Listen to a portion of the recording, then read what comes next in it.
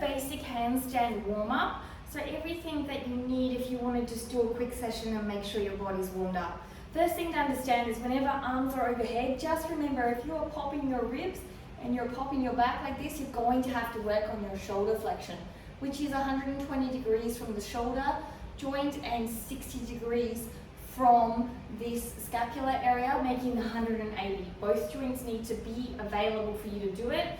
Remember, the extension is very, very important, elevating your shoulders and wrapping. So the wrapping is the external rotation, the elevating of your shoulders is the lift up and the shoulder joint capability. Both those things need to be in play and both those joints to get the 180 movement.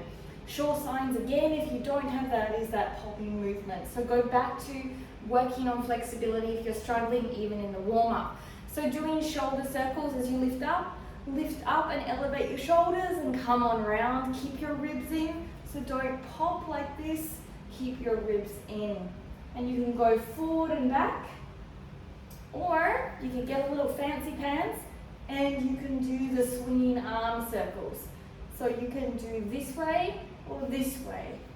Okay, so you have to decide which one is more easy and which one is more of a mind confusion, but make sure you do both ways. Perhaps start with the easy one first to get yourself to copy on the non-preferred side so you understand it.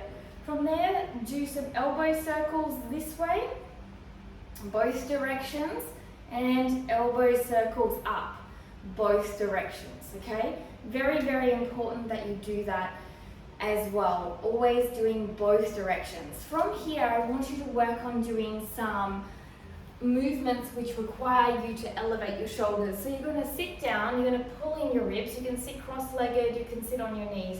You're going to bring your arms up, grab a weight to make this more intense, and you're going to lift up.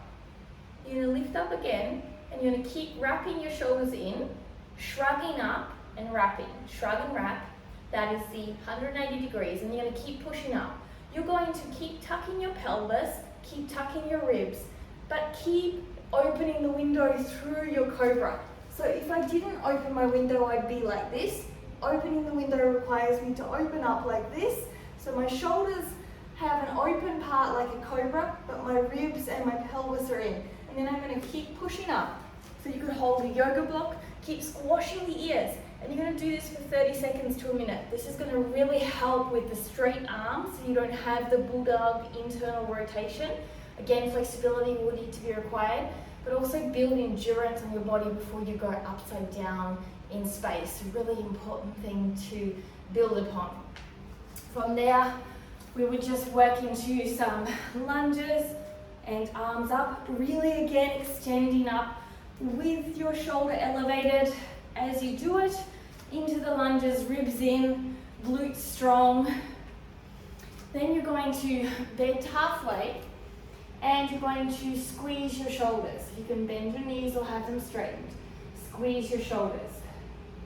Then from there, you're going to bring your arms into a W from out to the front and squeeze your shoulder blades down. Don't pop into this position. Squeeze your shoulders. And from here, elbows in, elbows out, squeeze your shoulders. Again, squeeze your shoulder blades like a pencil's in between. You're holding it as you're doing it. So you've got your straight, you've got your W, and your W just chicken winging, okay? So make sure that you do those. Also, an option is to do them against the wall. So if you're on the wall, you're sitting in a squat position, and you're going down and up, keeping your elbows and your hands touching the wall, okay? And your core is engaged. So this would be a seated position like this on the wall. And it's actually quite a lot harder than you realize as you do that on the wall. Great way to build core engagement and not cheat it as well. So after that, we're going to work a little bit here onto your wrists. So you can do some leaning back, try to keep the heels down. So you're in this position, back and forward, You can bring your hands into two fists. Keep the fists as closed as possible. Keep them closed as you straighten and bend. If you straighten and your fists come out, then you don't go as far. So you're working into the forearm extensors as well. You can do some finger popping, so tips, middles, bottom, so finger flossing. The more weight you put on it, the harder it becomes.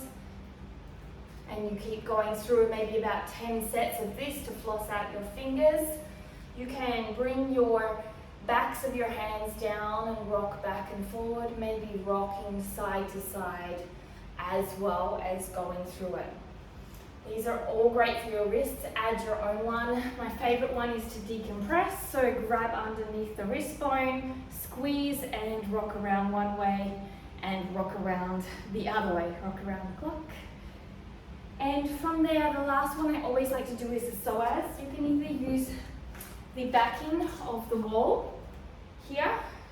So you place your knee on the ground, then you pull your hips forward, hip bones forward here, and you curl down. You're going to feel a nice stretch to your hip flexors and your psoas.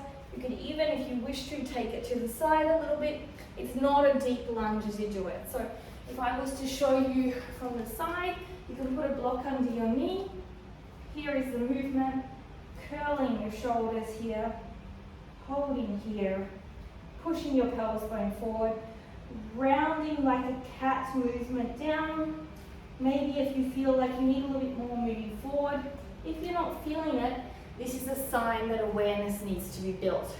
And we did that in our workshop too, where we had a more advanced mover on the wall, and it took a while to adjust and create the feeling. So even if you can do advanced movements, doesn't mean you're self-aware in the body movements. So this is the basic warm-up. I hope you enjoy. Namaste.